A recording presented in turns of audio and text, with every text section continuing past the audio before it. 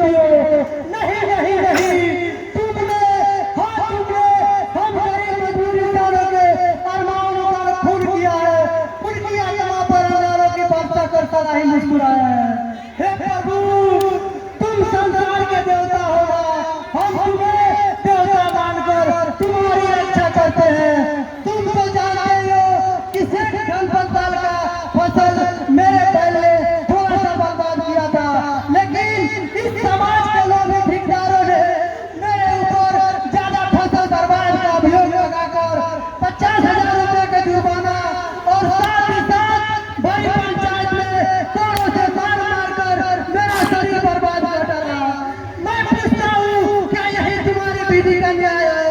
काश तुम हमारे सामने होते तो आज मैं सारी दुनिया से चिल्ला चिल्ला कर कहता कि तुम निर्दयी हो, तुम पापी हो, तुम मकार हो। क्योंकि द्रौपदी के छीन के समय उनकी रक्षा की थी और हमारी नहीं की।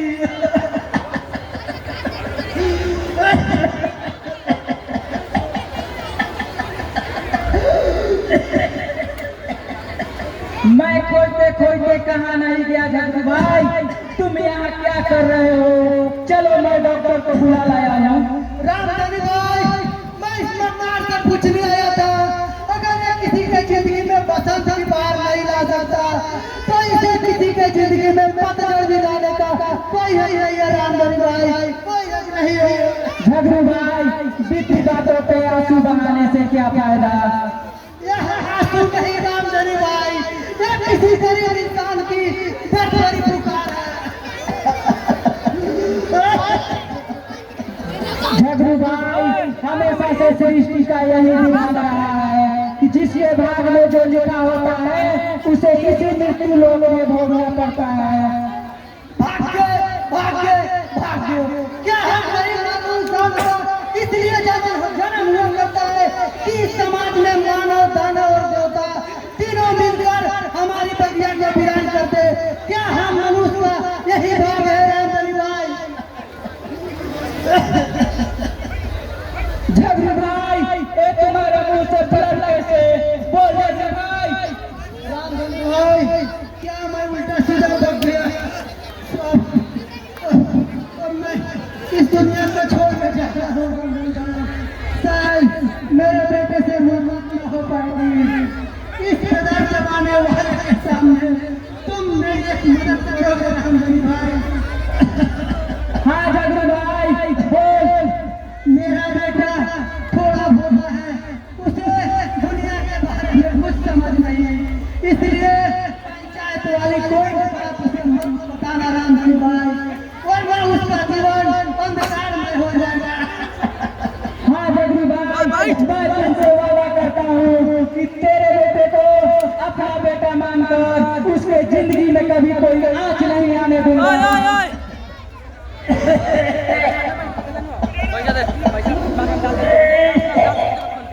नहीं नहीं, ये सब कैसे हो गया रामधनी का? मेरे बाबूजी की औलाद मरना कैसे हो गई? आकाश बेटे, झगड़ू भाई पेड़ पे जलावन के लिए चढ़े हुए थे और पेड़ से गिरने से इनकी ऐसी हालत हो गई। बाबूजी का कैसे हो गए? बेटा, मैं इस दुनिया को छोड़कर जा रहा हूँ बेटा, अपना ख्याल रखना बेटा।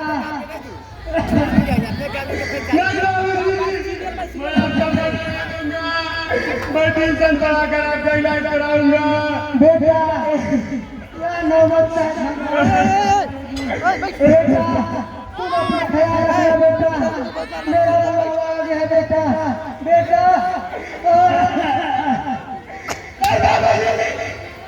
बेटा नहीं जा सकते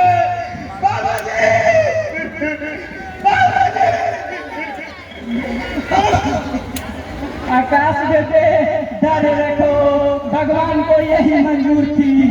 चलो अब इनकी दाह संस्कार की व्यवस्था करते हैं।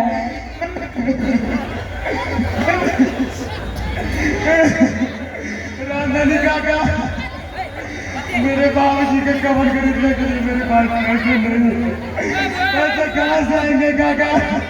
रो मत बेटे, ये समाज देख रहे हो ना, यही हमारी मदद करेंगे।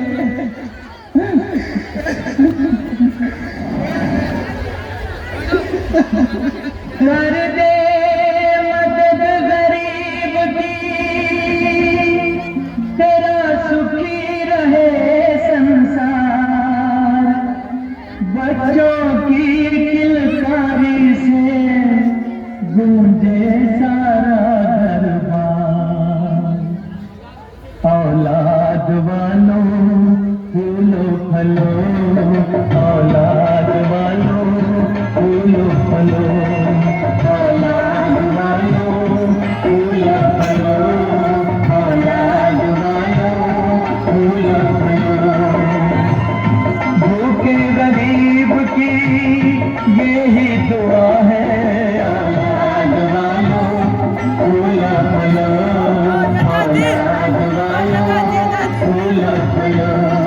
तेरा घर बच्चों से भरा रहे, ये बाग हमेशा हरा रहे।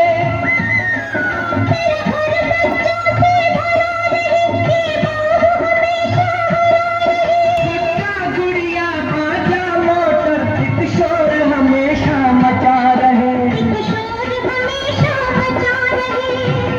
भूखे गरीब की यही दुआ है।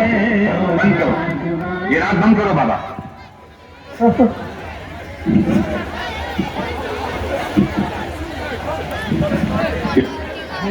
गरीब की अरे बाबा जी, बहुत दिनों के बाद आए। आप लोग जहाँ बैठे हैं वहाँ बैठे हैं, हम लोगों को पैसा देने की जरूरत नहीं है।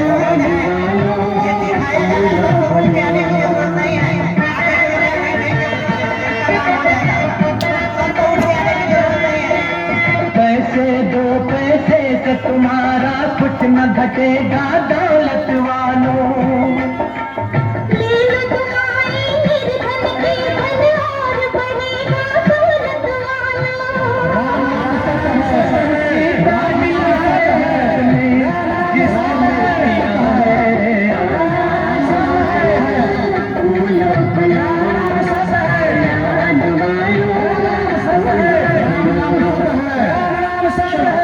भूल हो गई, अब कहीं जाओ।